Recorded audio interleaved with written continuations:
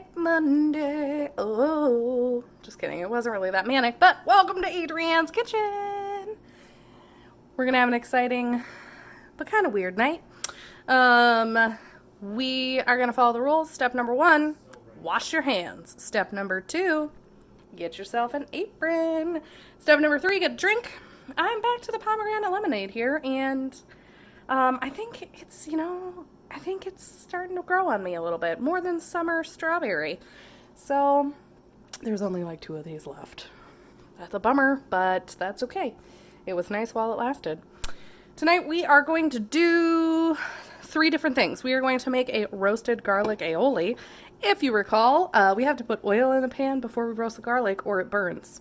We are also going to make a strawberry cream cheese crumble, except I don't have any strawberries.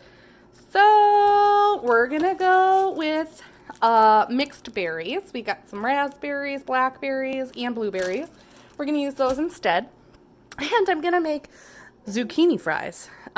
This is a test run because tomorrow I'm going to have a burger because I really want a burger, but I want fries to go with it. So we got a lot to do. Let's get this started. Okay, for our crumble, we are going to use, again, almond flour and erythritol because we are trying to be low carb so that way it can still be a tasty treat. And I've got myself a stick of butter that I'm going to be sticking in there, some eggs, baking powder, what appears to be the huge when it comes to baking these days. So we're going to mix this stuff up and make ourselves that batter. Okay, so we had some wet cereals, the butter, the egg, sugar, stirred that up. Then we added eggs. Yep, said that already. The almond flour, salt, baking powder, whisk that all up. It says to scoop your batter into a pan. I'm going to use this little small one because that sure doesn't look like a lot of batter. And then we are going to put the cream cheese and the fruit on top. Okay, voila. Berries and cream cheese. It was 4 ounces, which is a half block of cream cheese. And then it technically called for 8 strawberries that were cut in half, but I got a little wild with my berries. So hopefully it doesn't water down this dough too much, I guess. Again, this is why I don't bake. So we're going to put this in the oven. The recipe said 380 degrees. My oven's a little old school, so we're going just a smidge over 375. I believe it was for 20 minutes. I'll have to double check the recipe, but we're putting it in the oven. That's what's going on right now. False. We're taking it back out of the oven because we forgot to put the foil on top, and we're going to bake it for 45 minutes. This is 1 zucchini. So I cut it up here into fry-like size bites, basically. I decided only to do 1 zucchini for tonight because it's a test run, and I'm going to make more for tomorrow night. So we're gonna use an egg mixture in order to add our batter to the fries. The egg mixture is 2 eggs, salt, pepper, and I do a bloop of heavy cream. If you aren't sure what a bloop measurement is, feel free to check out my video from meal prep over the weekend where I made an egg bake.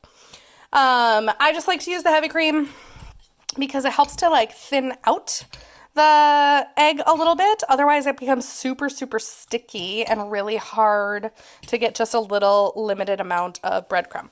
So the recipe calls for a plate, and this totally makes sense, and I'm not sure why I didn't ever do this before, because if you use a bowl, you are probably going to be like rolling around this zucchini inside the crumbs forever and ever when you're trying to bread it. So I also think I'm going to save half of these crumbs for tomorrow, so I'm going to bag up half of those before I get started, because otherwise there will be egg yolk all over the full plate of crumbs, and that sounds like a bacterial disaster waiting to happen. My breadcrumb mix, because I'm trying to be low carb, is pork rinds, super, super fine. The sous chef Lee basically crushed all of these for me earlier today, and then I mix it with fresh grated Parmesan, and it ends up being super tasty, and it works really well on the outside of anything that you're really trying to fry instead of actually using a breadcrumb. Okay, we condensed our crumb mixture. I bought this really cute reusable Ziploc baggie of sorts, and I stinking love it. They're a little pricey, but when you think about how many times you'll probably reuse it, I think it's worth it. If it's something that you can put into your budget, I would suggest it because let's stop using a ton of frickin' plastic. Okay, so we're gonna drop the first zucchini fry into the egg mixture. We're gonna roll it around in there, and then we wanna shake off any excess egg. We're gonna see if I can do this one-handed because I am gonna end up getting my fingers all eggy. And I don't want to hold my camera while I do that. So let's drop that in there. Okay. We're just gonna do a little bit of roll into the crumb. If you really wanted to get wild, you could redo another egg soak. That doesn't sound like something I really want to do tonight since it's just a test run, but I guess I'll find out if that's not, if this doesn't come out like a tasty option. Boom! Onto the parchment paper. I got a lot more fries to go. Okay, I always forget that I really dislike breading things. Also, zucchini is already a little slippery, so I feel like the crumbs really didn't stick well. I did end up running out of my pork rind / Parmesan crumb mix, and I just went with regular breadcrumbs that I had in the cupboard just to get by for those last like 8 pieces of zucchini. So we'll see what that turns out like. And these are going to go into the oven as soon as we get our delightful dessert out. Okay, I'm also heating up some oil so I can roast some garlic. I really never buy raw garlic because I am lazy. That's the best answer I have for you. I have squeeze bottle garlic, and then I had like a giant jar of garlic, but I'm all out and they didn't have any more at the store, so this is what we're going with. We're going to throw the garlic into the pan. We're going to let that saute up. We're going to put mayo into a lovely little Pyrex bowl. I'm just doing a little bit because they're going to be for this aioli is going to be for the garlic, or oh my gosh, the Parmesan zucchini fries. Why are words so hard? Because it was Monday. I'm adding a little bit of lemon juice, and then I'm also going to add just a smidge of salt.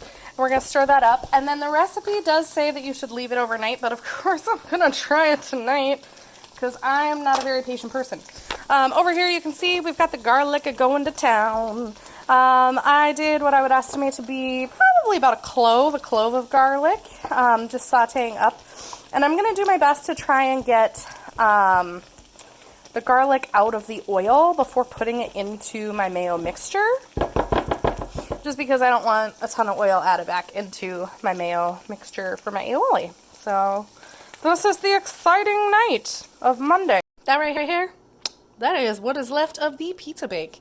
We're going to have that for dinner tonight since the rest of the stuff is dessert and a test run for tomorrow. This is it. This is all we have left. This has served us the last couple nights since we made it, and it's so good, you guys. It tastes just like Supreme Pizza. I love it. I think I put too much fruit in because it's quite liquidy. This is why I don't bake. Too many complications. Anyway, we're changing the oven temperature now to 425 so we can get these baked. Well, these were in the oven for a solid 25 minutes, and they're looking pretty crispy with that Parmesan baked on there. We'll see how it is in that garlic aioli. Feeling more hopeful about that than I am about my berry cream cheese cobbler that I made tonight. So that was not overwhelmingly exciting. But, you know, sometimes you win, sometimes you don't. Sometimes you come out with a successful meal. Sometimes you learn your lesson, like don't use more fruit than they recommended. So, hope you all have a great night, and might have a video for you tomorrow. We'll see. We'll find out.